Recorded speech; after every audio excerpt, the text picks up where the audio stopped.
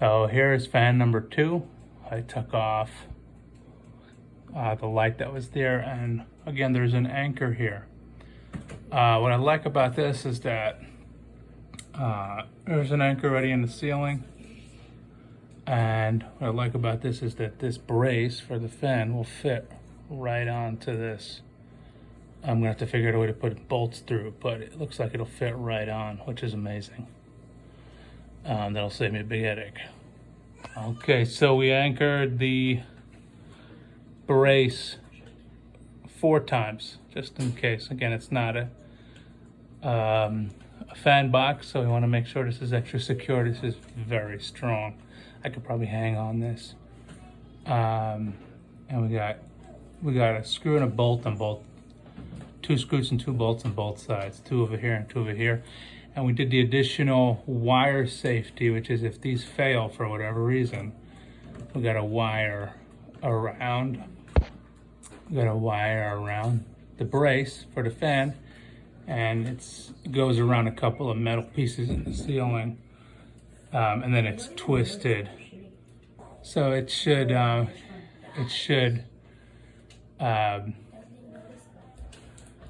catch the fan if ever it should come loose. So there are 2 settings for this particular fan. You could have an extender, which would go in between this piece and this piece, which would make it longer. Maybe if a person had a very high ceiling, they might want to do something like that, or it fastens very differently. So a person might feel like this is more secure, or this piece is more secure. Personally, I like the flat look, flat against the ceiling, and not, extra length off the ceiling. I guess if it had a very high ceiling, 15 foot, I might consider it. But I like that flat look, especially with little kids. They're jumping all the time, they're throwing things all the time, so the higher up the fan is, the better. So that was my consideration. So this piece gets attached to this piece because this is the main fan, where the fan and the light attached to, and where the fan blades and the light attached to, and this is going to anchor to the anchor that I put into the ceiling, and I'm going to do that as I connect the wires based on the diagrams and the instructions. So I started putting on the fan blades. I figured I'd take a break and just explain what I've done so far. I connected the wires. This is an old house, so there's no neutral. There's no ground wires, or there are limited ground wires at least.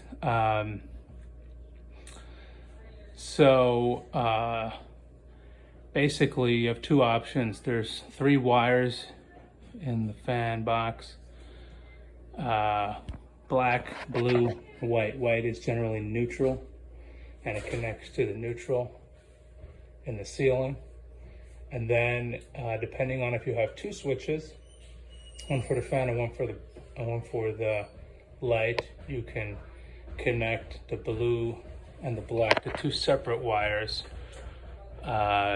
to control the fan and the light independently. But in my case, I only have 1 power wire, so I put the blue and the black together, and then I connect them together to the power wire, which will in turn only allow me to turn on either the fan or the light directly from the fan by pulling its particular related pull string. So that's that's what we're up to now. So we connected those, the wires, and now we are working on putting in the fan blades, and then we're getting it to the light. These fan blades come 2 pieces. I guess the anchor and the fan blade. They come in 2 colors. They come in brown or gray, wood gray.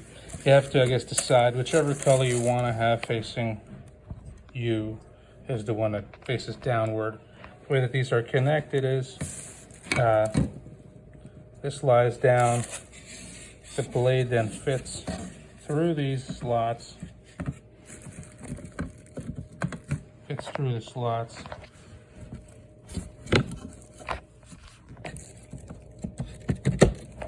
Let's see.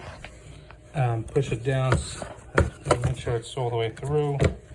And then these pieces twist to the side. If it's not through all the way, they're obviously not going to twist. So it's an indication that you know, push it through a little more. There we go. Now they twist to secure the blade to the anchor that's attached to the fan. I like to put a little, you know, extra pressure on the screws. Not too much, because as you can see, it's made of plastic, and if you put too much pressure, you'll just crack it. But just to make sure they're nice and snug, they're not just gonna slip right out as the blade's spinning. That's what I like to do. And then the screws, two screws, there's two holes there, and there's a slot in the fan itself that those two the screws go through these two holes into the fan. I'll show you where. So on the fan itself, there is, you can see it almost as if it's set up. There's spots where this fan blade goes right in here, and the screws go right through into those holes. It's as simple as that. So there we go, we got them all on. I think it's important to make sure that that the screws, you know, try not to strip them, but put a little energy to them to make sure that they're not going to come out easy. So now the fan blades are on, and the next step is the light. This is the light kit. It's pretty simple. It comes with a connector on the fan and a connector on the light kit, and there's actually an orange indicator as to which side to connect it to. So we'll do that. See, orange on orange. Just line them up.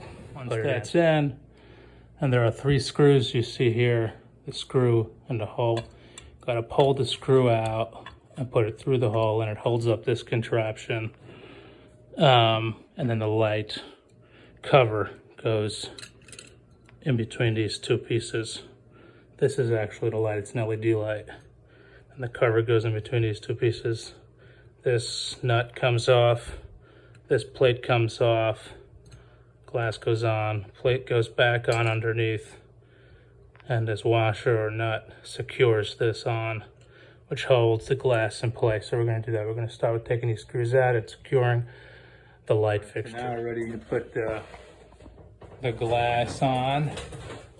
And again, so we secured these 3 screws around the sides, so this light fixture is on tight.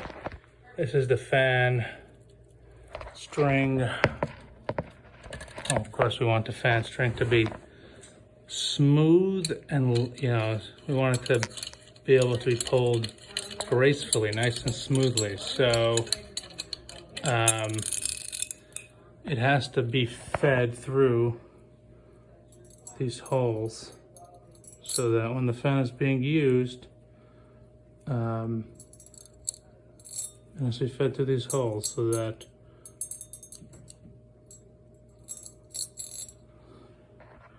and then that's the glass itself has holes in it that will line up with these 2 holes, and then the cover on the bottom that's holding it up also has 2 holes where it lines up, and they have to line up evenly or smoothly directly so that when you're pulling you don't get any resistance, and so things work smoothly and without resistance or breaking. And the final step is putting on the handles to the fan. And again, the holes are lined up smoothly through the top. So here we go, we're gonna pull the fan one, you'll see how smoothly it just moves. There the fan's on. And now we're gonna pull the light one. And again, it moves nice and smoothly. The light is on. Got some nice bright light in here. And it works really nicely, no shaking. You can see the strings themselves are not really moving at all. I mean, I just put them in, so it is shaking a little bit. We're gonna probably put something in the ceiling to stop that, little plate or something. But there it is. So it seems like the reason why it was shaking is because there's a gap. If you look closely at the top there, there's a gap between the fan and the ceiling because the anchor actually comes down below. So it's not flush against the ceiling. So I can either take it off and make it flush somehow. Or I did is I'm testing out this shimmy. I put a piece of wood and a shim in there just for now. And it seems like it's holding steady. So I'm probably gonna end up just shimmying it. You know, I'll probably cover it up a little better than what it looks like there. That was just to get an understanding of what the problem was.